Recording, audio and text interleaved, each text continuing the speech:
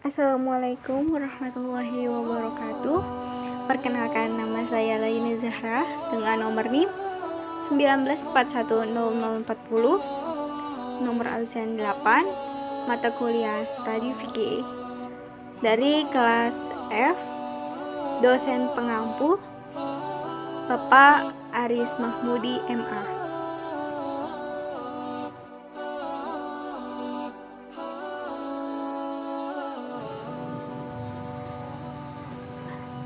Baik, di sini saya akan menjelaskan sedikit tentang biografi Imam Al-Lais bin Sa'ad.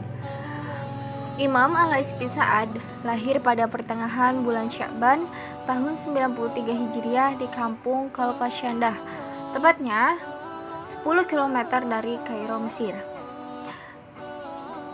Nama panggilannya adalah Abu Haris, sedangkan nama yang terkenal adalah Lais bin Sa'ad bin Abdurrahman. Oke, next ke nasab beliau.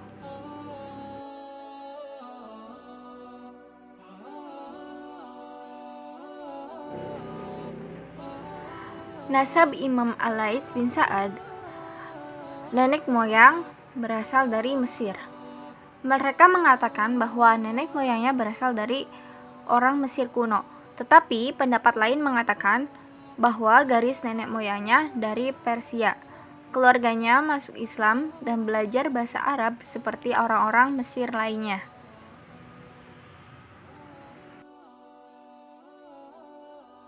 Selanjutnya, sifat Imam Al-Lais bin Sa'ad.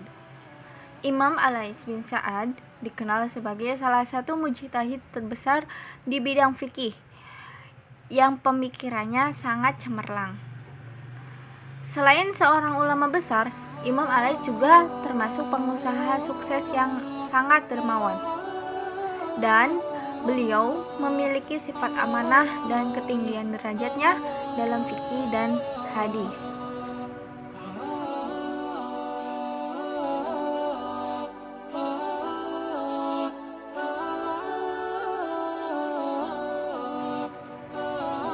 Selanjutnya, menuntut ilmu.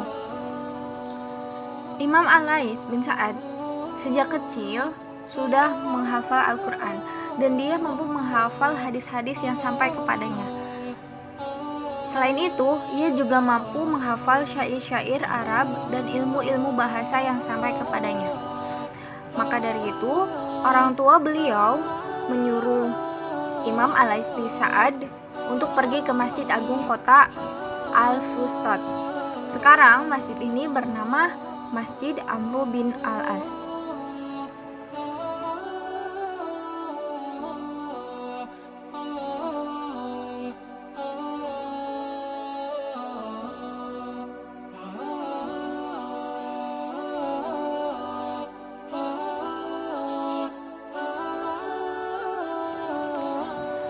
Di masjid tersebut, Imam Al-Lais belajar dengan Yahya bin Sa'id Al-Ansari. Ia adalah seorang imam dari Madinah yang kemudian mengajar di masjid tersebut. Juga dengan Abdullah bin Hubairah As-Sabai, ia adalah salah satu perawi hadis. Juga dengan Ja'far bin Rabi'ah, Ubaidillah bin Abi Ja'far, dan Yazid bin Abi Habib.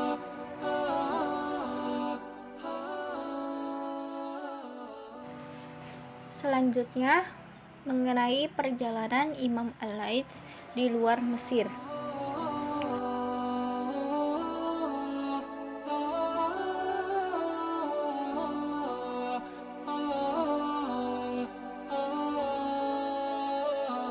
Pada saat Imam Al-Lais masih muda, beliau pergi menghadiri majelis-majelis ilmu di kota Mekah dan di Masjid Nabawi.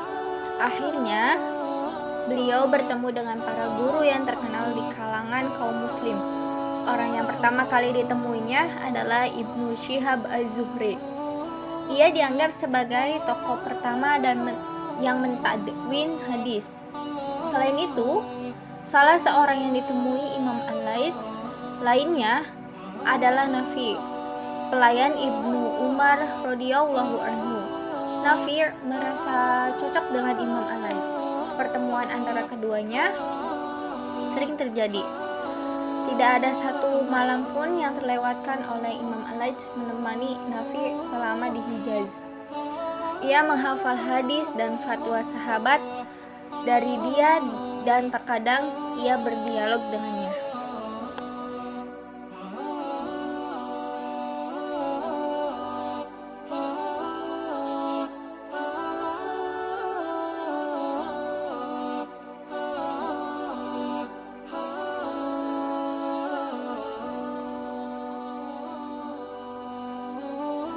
Imam Al-Lais juga sering bertemu Imam Malik. Mereka sudah terjalin diskusi-diskusi dan surat menyurat.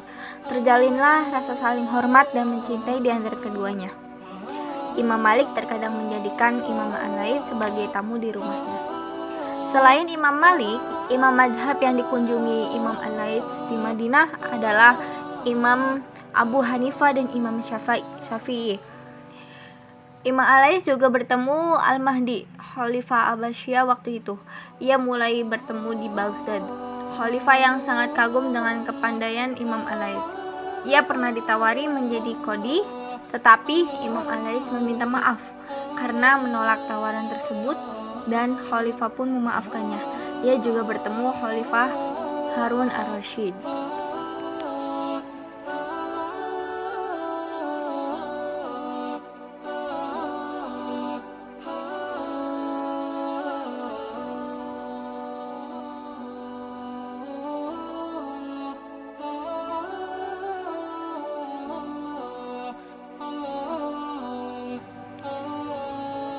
Imam Al-Lais bin Sa'ad juga mengadakan rihlah ilmiah ke Irak dan daratan Hijaz. Gurunya di kalangan tabi'in sangat banyak. Al-Mizzi menyebutkan sekitar 80 guru. Muridnya yang terkemuka mencapai lebih 70 orang. Sebagian besar muridnya kelak menjadi guru Imam Ahmad seperti Ibnu Mubarak dan Ibnu Wahab.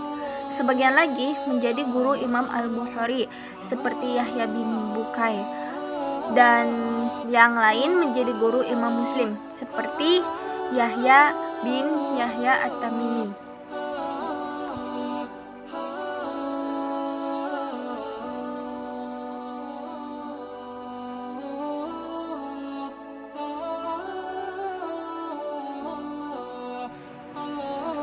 Selanjutnya, prestasi dan karya Imam Al-Lais bin Sa'ad.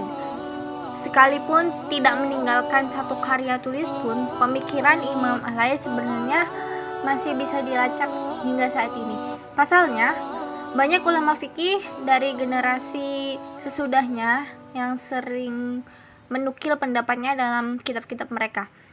Di antara kitab yang memuat petikan pemikiran Imam Al-Lais adalah Al-Mughni, kitab fikih mazhab Hambali yang disusun oleh Ibnu Qudaimah, Al-Muhalla, kitab fikih mazhab Az-Zahiri yang dikarang oleh Ibnu Hazm, dan Bidayah Al-Mujtahid, kitab fikih mazhab Maliki karya Ibnu Rushd.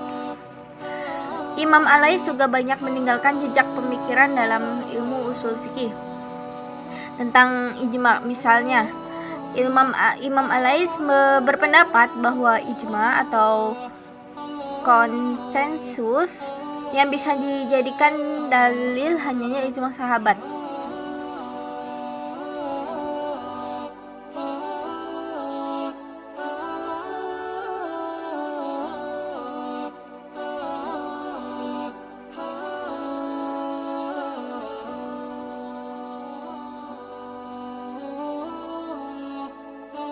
Di sini ada sedikit kisah inspiratif dari ketawaduan Imam Al-Lais bin Sa'ad.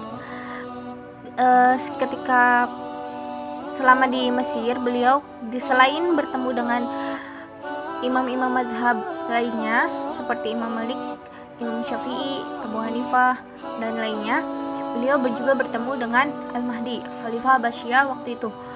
Ia mulai bertemu di Baghdad. Khalifah sangat kagum dengan kepandaian Imam Al-Lais. Ia pernah ditawari menjadi qadhi, Akan tetapi Imam Al-Lais meminta maaf karena menolak tawaran tersebut dan khalifah pun memaafkannya. Di situ sikap ketawaduan dari Imam Al-Lais bin Sa'ad. Selain itu, beliau juga bertemu dengan Khalifah Harun ar-Rasyid.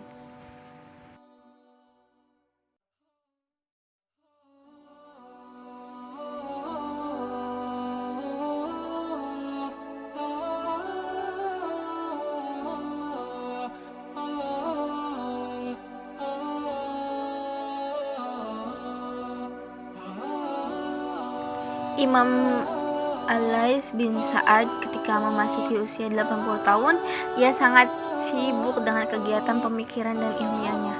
Ia masih mengajar di Masjid Al-Fustat dan berkumpul bersama murid-muridnya. Lalu ketika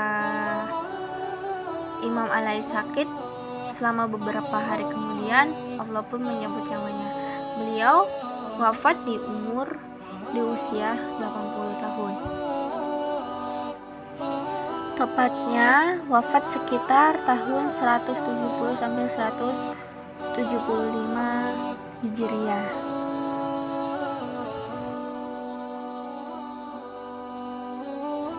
Mungkin cukup sekian, kurang lebihnya mohon maaf dan terima kasih, semoga bermanfaat. Wassalamualaikum warahmatullahi wabarakatuh.